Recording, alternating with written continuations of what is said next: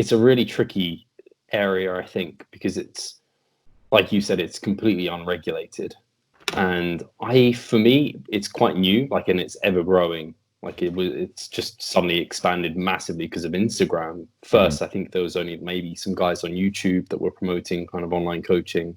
At least when I was first getting onto online coaching, it was all through like YouTubers. It was like 3DNJ, and then there was some like other people within the scene. There wasn't really anyone else doing it. And it's only, I think, literally, it's Instagram has just made it available to so many people. And I think it's a matter of time until it's going to become regulated, but I don't even know how you do that within kind of this space. So it's such a tricky thing. The thing is, with the regulations, Steve, it would be on a per country basis then. And that would be the problem with an online business that is offering these kind of services online, right? And that this is something that you can see where this conflict comes into play already with the taxes, something like VAT tax. It always depends on what type of service it is that you are offering, or whether the customer is actually purchasing a product of yours, whether that is then actually being purchased in which country. So the regulations, I think, will definitely take a while before there even are some regulations, if there will be some regulations at all, because I think that each and every single country will be responsible to make those regulations, or like in the EU, also in Europe, it would be the EU which need to come up and make some regulations. And I think it would be so super complicated to actually come up with those, right? And that is not saying that one country where there are regulations, that also then applies to other countries as well. Some countries may not have any kind of regulations, and how is that then going to take place, right? So I think it's a very complex field, simply because it's also such a new field in general. Even though that the internet has been around for quite a long time now, it's still kind of in its infant shoes in many, many fields, because so many new jobs have been founded due to that. Right? Just like take something like an influencer. So many people make jokes and fun about that, whether it is a job or not, but people are making very good money off that, right? And it is fairly new.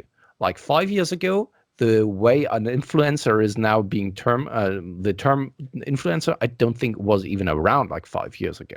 I think it was like YouTube or a vlogger or so, but influencers such as what we're seeing now with Instagram hasn't been around. So I think also because it's so quickly changing and evolving all the time, regulations will become very, very hard to come by. Yeah, I mean, honestly, even if you look at medicine, people assume if my doctor's saying it, it's legitimate and there's no problems with it. But man, like even that is hard within a given country in person.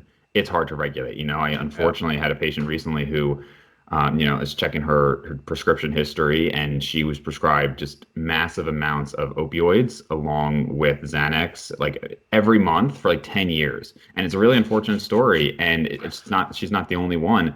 But I mean, literally, like we actually filed to the DEA about this doctor, because it was just looking at this like, this is malpractice. It was pretty messed up.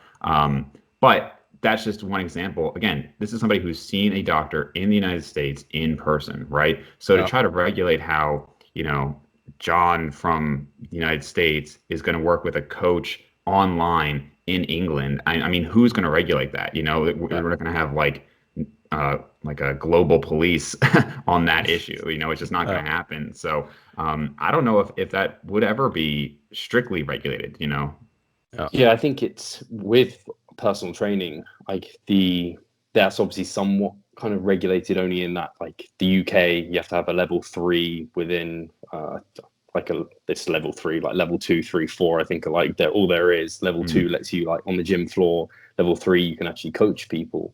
But I know different countries have different ways and different levels, and whether or not they even need the levels.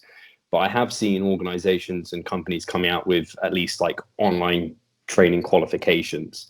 That's the next step, I would imagine, because the industry, we could probably name like 5 people if we wanted to, who are trying to do online coaching but aren't really necessarily getting anywhere, because it's just saturated. There's so many like just people, because I mean, like we said, like everyone who's competed is now an online coach, it seems, or at least and there's a lot of people that are going down that route. So how do they then get an edgeway in maybe this qualification, because then it gives them some credibility?